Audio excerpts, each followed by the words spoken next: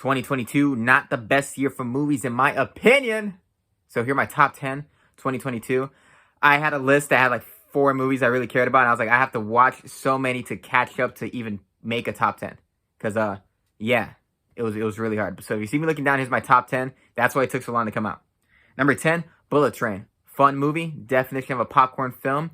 It's definitely just an old 90s action movie, really. It's a good time. I liked every character. I love the twins. And, yeah, Brad Pitt was a funny guy. Great movie. His name Taneda, the guy from Sunshine. Loved him. Number 9, The Whale. The Whale was dramatic and far more entertaining than I thought it would be, and not as miserable to watch as I imagined it would be. Brendan Fraser, I hope he wins the Academy Award. I'm scared he won't. I think Austin Butler's going to win it. Starting to think that. But just a good, well-meaning movie that is very true. Very miserable. Sadie Sink is the worst daughter ever. If that was my daughter, I'd be like, bitch! And I'd throw her ass out of a window. I would not be that nice. But it's basically about seeing the best in people regardless of anything. And that's what he is. He's the definition of optimism. And yeah, it's about human beings being flawed, making mistakes, and still trying your best anyways. At least an emotional level. Not a physical level, obviously. But yeah, God, this movie makes you want to work out. Number 8, Emily the Criminal. I was going to watch this movie, didn't care about it. 1, I love the title. This is the one time I was like, Aubrey Plaza is doing a not Aubrey Plaza performance. Because to me, she's one of those actresses that just, I never see anything but Aubrey Plaza. She's just acting like herself. She was great in this. She was fantastic. Theo Rossi was great. I remember from, what's that show? Luke Cage. But good stuff, and it really explains how people need to be criminals in a way. Like, life is so expensive. And even trying, you can still fail because it's so many fucking obstacles to make money. I'm like, this is why crime is so attractive to people. Because it's just an easier way to make money. Even though you have all these dangers involved at the same time, you're going to get money faster, and it's going to make your life easier. So it's like you risk death and in prison, but it's just an endless meat train of working and exhaustion till you're dead otherwise. Number 7, Tar. Tar was not for everybody. Very dramatic, but it made you think. It made me think more than any other movie. I think there's one other movie in this list that made me think an equal amount. But it's very much about modern political stuff. It's a movie about Me Too stuff. But it's not about a white straight man, which is the cliche all the time. Oh, we got to demonize these white guys. It's about a woman. A goddamn lesbian woman. I was like, wow, applaud for not going the cliche easy route. They have a wonderful unbroken camera shot conversation. A lot of unbroken camera shot conversations. Cinematography is great. Talking about the modern, millennial woke kid who's just like, oh, I can't like Bach because I'm pangender and POC. So Bach is a white straight man and I can't relate to that. Their conversation is fantastic. I am so Team Tar. I think the ending went on a little bit too long. But because there's like a definitive point where it ends. There's a point where she tackles the guy on stage, and it felt like Whiplash, and I felt like they took that from Whiplash, and even though it was a cool moment, it was the only thing that deviated from realism a little bit. Just because the movie was so ultra, like, dull in a way that it felt like something I'm seeing in real life at any point. Number 6, The Menu. All right, Kate Balsack should win the Academy Award. But The Menu. Anya Taylor-Joy is my favorite actress. I love looking at her. She has the greatest face I've ever seen in my life. She's been the wallpaper of my fucking phone. The Menu is a very fun, entertaining, dark comedy. Just destroying rich people in a very fun way. Ralph Fiennes, or Ray Fiennes, that's his real name, spelled Ralph, is just a sick of your shit chef. He's fucking over it. He's overfeeding your goddamn pretentious ass. You can't even remember what the last movie he made, you motherfucker.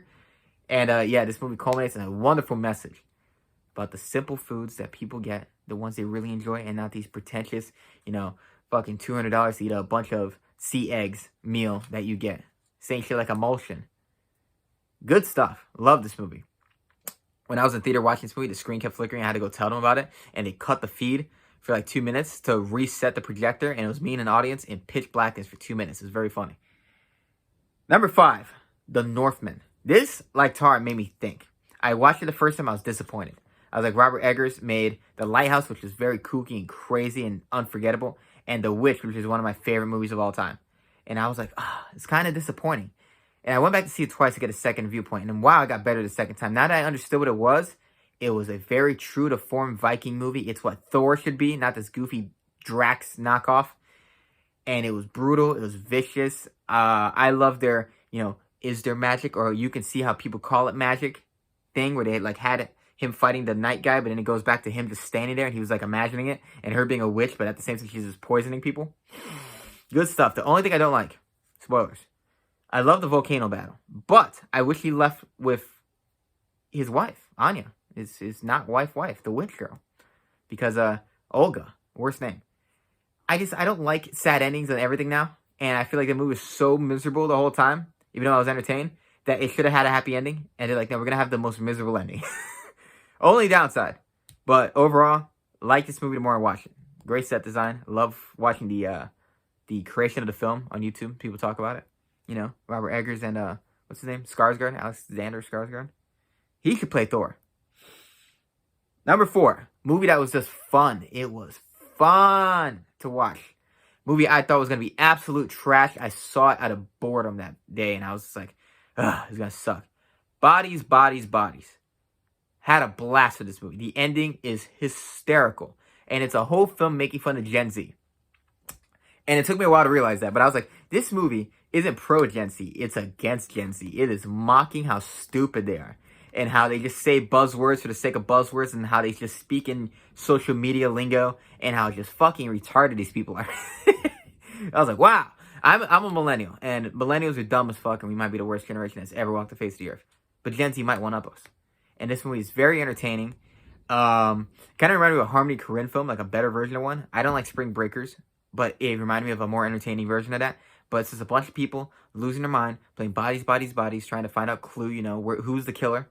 And it's just a fun time. I had a blast. It is ridiculous in every possible good way. So, good movie. Everyone should go see this movie. It is absolutely a fun time. And the ending is one of my favorite endings of the year. It is very funny. It killed me. Number 3, All Quiet on the Western Front is one of the greatest war films ever made. It's right behind Dunkirk for me. This is my second place favorite war movie. Dunkirk's first. But it is brutal, it is miserable, and it shows exactly how just depressing war is. You could die from anything. You could die from an infection. You get shot one time, you're going to die from, whatever disease is going to come and kill you. You could die on accident. You could be all set up and hyped for war and then die in an explosion that sinks the bunker you're hiding in. I mean, it shows you how hyped these kids were back in the day to serve their country. They believe the hype. They're into the propaganda. And they all just died miserable, very sad deaths at a young age. They're teenagers.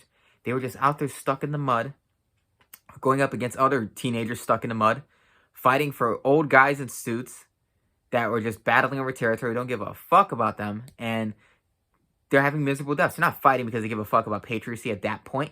They're fighting because they're just trying to survive. They're fighting because they have to fight because they don't want the other guy to kill them. They're fighting out of fear at that point. They just want to go home. And that's the misery of that. And watching them, it's funny. They sit at a point. I was like, where do these people go to the bathroom? And there's a moment where he's talking to the other guy, and they're just sitting on a bench taking a shit into the air. And I was like, ugh, how filthy and disgusting and miserable it would be to be in World War I. See the flamethrower scene? My God, all these new weapons that were created. Mustard gas, just to kill people back then. Tanks. Pretty sure that's the first time tanks really came out. Miserable. Number 2. Top Gun Maverick. This was one of the best cinematic experiences I've ever had. I watched the movie, I was like, oh! It just felt like a real movie. In an age where, identity politics is at the forefront of everything in their marketing, and they're not making shit like Velma just to preach to you. You miss a real movie. A movie that feels like a real movie. The reason you go to movies. And I'm like, this is a cinematic experience. Sight and sound. It is wonderful. It felt like a roller coaster. It felt like an old throwback to the 1980s. And it just felt like a real man movie. I was like, God damn. I left that theater like, fucking look at that. I'm not that buff. But, good stuff. Tom Cruise, thank you. One of the last of the real superstars. The stars of Hollywood. A guy who has a name that you go see a film because his name is on it. Guaranteed quality guy. It's like Quentin Tarantino. You have directors with that. But how many actors do you have that? You can't. What do you got to say? The Rock? There's not many. I would say Tom Cruise like the only one I could really think of right now. Denzel Washington, maybe? Keanu Reeves is always a good time. But yeah, Top Gun Maverick was a fucking action masterpiece. And it was absolutely why movies are a necessity. I would have hated to watch it at home. I'm glad I saw it in a theater. You know, yeah, good stuff. Great cinematography. They're using real planes and just flying in real aircraft, not CGI. Tom Cruise doesn't do CGI. He does that shit himself. Goddamn. Is this what Scientology does to you? This makes you a badass? I'm in. Beat me up. Number 1, The Batman. February came out, 2022. I think it was February. First theater experience, not a good time because I had a guy snoring next to me and someone else and a family of people talking drove me crazy. But I was like, this is the Batman I've always wanted. I like the Dark Knight trilogy. The thing with the Dark Knight trilogy is I always felt Bruce Wayne. One, I've never liked really a Bruce Wayne in any movie. I think they're all kind of just like, eh. I like the actor Bruce Wayne that is in like the animated series where he plays it up. And no one plays it up that much. I think Michael Keaton's Bruce Wayne's like my favorite. But as far as Batman goes, this is a Batman film. Like, Batman's in the majority of the movie. And it's rare to have a superhero movie like that. He's in costume as Batman most of the time. It felt like a graphic novel. Zoe Kravitz, who's, in my opinion, most beautiful woman who ever walked the face of the earth, is Zoe Kravitz and Anya Taylor-Joy. Those are the most attractive women of all time. But Zoe Kravitz is a great Catwoman. And I love that they kept the walk and the look. I don't like the mask. It's the one thing I don't like about this movie is the mask. Her mask is eh. And his mask from this point is bad. But the rest of his outfit is magnificent. I love his armor. I love the practicality of it. I love how it just looks like knight's armor. I love this cape cowl thing right here. It looks like Dracula. And that the mask itself was modeled after a skull. He's death. But it's both black and gray at the same time, kind of old school Batman. The cinematography is phenomenal. Sound design is phenomenal. Penguin was out of this world. Colin Firth should be nominated for that. Not Banshees of Inisherin. Penguin. The makeup should win. Riddler, I enjoyed him to a degree. I understand what they're going with Zodiac. He wasn't my favorite. But the setting, Gotham itself, felt like a graphic novel. It felt alive. It felt like it had a real heart and soul to it. And this movie was just exactly what I wanted it to be. Even though, like, and it still had its faults. I think the Riddler final act should have happened in the middle, and it should have ended with him going to Iceberg Lounge and getting Falcone, who was great by, I forgot what that guy's name is. Whatever the fuck his face is. The Jesus. He was great. I would have moved that around, and I wouldn't have had Riddler unmasked, because I don't like Paul Dano that much. I think he has a weird face, and him screaming was like, and I don't like the joke. I would have cut the Joker out. So it had its flaws, but its pros are so high. Like, the Batmobile chase scene's phenomenal. The fight sequences, they're few and far between, but they matter. They're not done for the sake of action. They are done, and they're done well. And Batman really shows martial arts skills. Unlike in the Dark Knight trilogy, that's my big problem, is Batman, I'm like, he'd lose a fight to anyone in MMA. Like, any UFC fighter would kick his ass. This Batman, though, looked like he could fight. Like, this guy could fight. I don't like the flying squirrel suit, but I love that cop scene. I love him running from the cops. I love that he talks to the cops. I love that this feels lived in. Like, it's not just Batman. It's not a Batman origin story, really. It's like, it's like Batman Year One, but he's still in this. Like, this is a lived-in world, and I loved it. And I've watched this movie 5 times now, and the score, the impact of it, it's the world I wanted for Batman. This is the best Batman created world. Because Gotham didn't have its own character in the Dark Knight trilogy. Dark Knight trilogy I love to death. But this is my Batman. It's still not my Bruce Wayne. I hope in the next movie he gets out of this emo punk thing. But I've never really liked a Bruce Wayne in any of these movies. But as far as Batman goes, this is my Batman. And yeah, favorite movie of the year. Comment your top 10. Comment section down below.